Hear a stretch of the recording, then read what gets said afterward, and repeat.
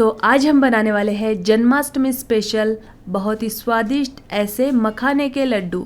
बहुत ही कम चीज़ों में एकदम स्वादिष्ट ऐसे ये लड्डू बनते हैं और लड्डू गोपाल को तो ये लड्डू बहुत पसंद होते हैं। तो चलिए बहुत ही सिंपल तरीके से बनाते हैं मखाने के लड्डू। Welcome to my channel Suchita's cooking में आपका स्वागत है। शुरू करने से पहले मेरे चैनल को सब्सक्राइब कीजिए और बेल आइकन को ऑल पे रखिए जिससे कि सभी नोटिफिकेशंस आपको सबसे पहले मिल सके। तो सबसे पहले इसे बनाने के लिए पैन में 1 टेबलस्पून घी ऐड करना है और काजू को थोड़ा सा जस्ट क्रंची बना लेना है, हमें लाइटली भून लेना है। काजू भून चुके हैं। अब सेम पैन में डेसिकेटेड कोकोनट ऐड करके इसे भी लाइटली भून लेना है। ये देखिए इसका कलर थोड़ा सा सुनहरा हो गया है। अब मैं इसे निकाल लेती हूँ। अब सेम पैन में मखाने ऐड करने हैं और इसे भी भून लेना है। ये देखिए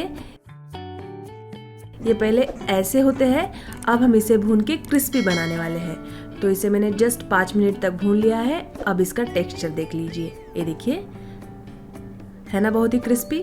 अब मैं इसे निकाल लेती हूँ। अब हम काजू और डेसिकेटेड कोकोनट को ग्राइंड करने वाले हैं। ये देखिए इसे मैंने ग्राइंड कर लिया है।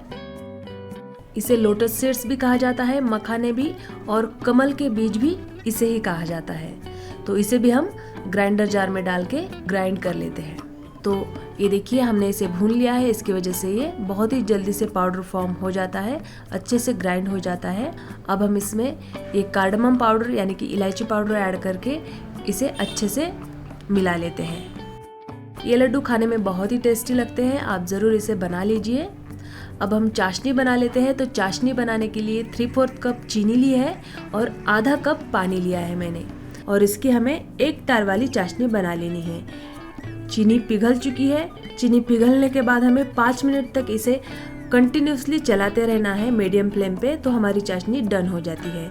ये देखिए इससे तार निकल रहा है, आप देख सकते हैं 1 तार इससे बन रहा है। तो हमारी चाशनी परफेक्टली रेडी हो गई है।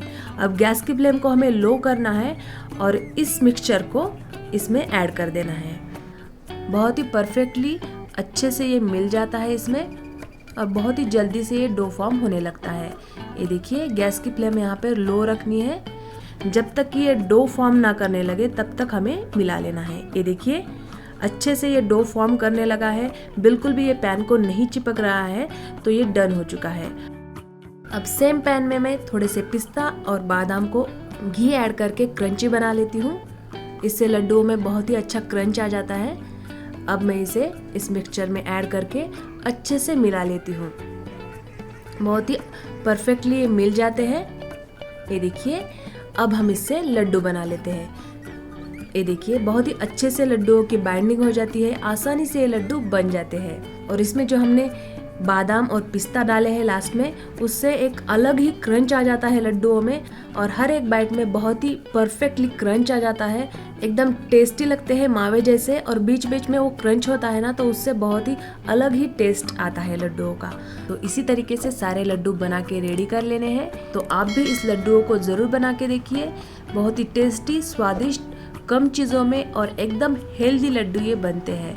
मखाने में बहुत सारे विटामिन्स होते हैं, तो ये बहुत ही हेल्दी होते हैं मखाने।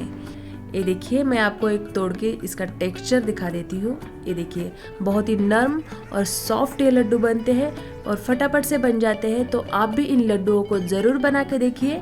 अगर मेरी रेसिपी आपको पसंद आई है तो इसे लाइक कीजिए, शेयर कीजिए और मेरे चैनल को सब्सक्राइब करना बिल्कुल भी ना भूलें। मिलते हैं अगले रेसिपी में। Thanks for watching and please hit the like button.